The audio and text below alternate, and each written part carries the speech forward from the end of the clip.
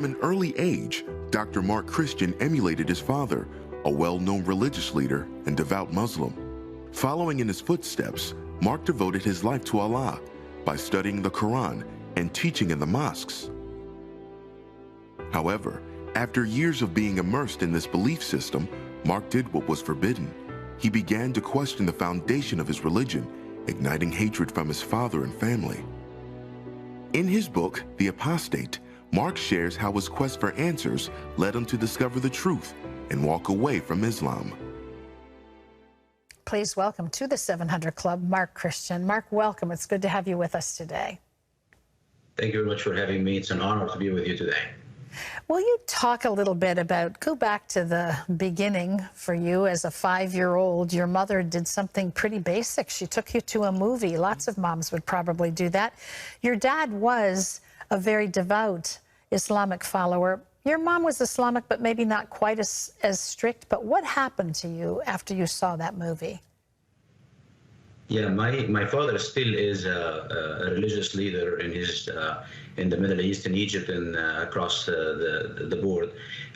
You know, I mentioned the story, and it is very significant because this is the day where I really met Allah in full force.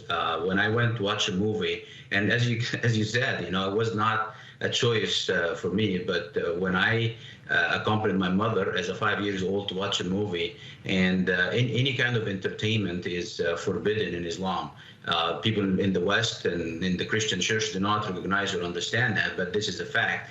And this is a common, knowledge, and Muslims talk about that all the time, and they do it. They watch movies and do music and do movies, and they know when they do that are sinners.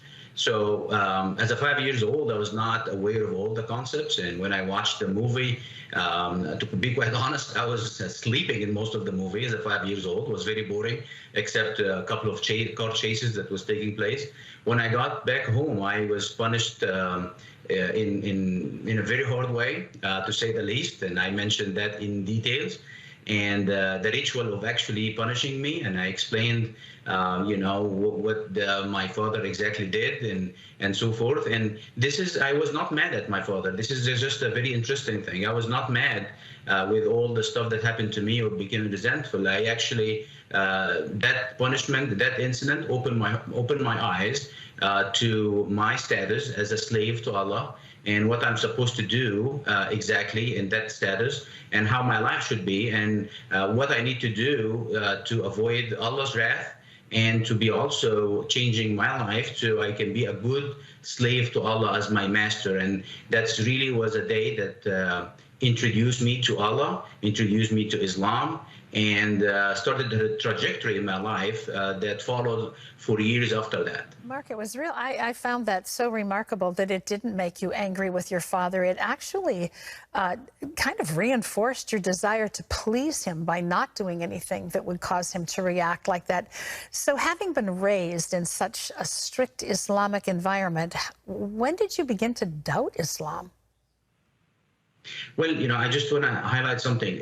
I was not mad at my dad, not because of his actions. Actually, I saw my dad doing his duty as a good and true Muslim, and I was not mad as well because I was fascinated by who is my creator. And I thought in my heart and mind, even at a very young age, that if Allah is ordaining my father to do so he's just doing this an act of obedience. And my father made it clear through scripture at that young age to explain to me that concept. So I was accepting and not angry, just because I thought this is my place, this is my duty, I'm just a slave, I need to do whatever it takes to please Allah. And if I got angry even, I will be spending eternity in hell, and I will be punished dearly by things that Allah can do to me on earth and then in the afterlife. So that was the reason for me not to be angry, and my dad explained that concept very well.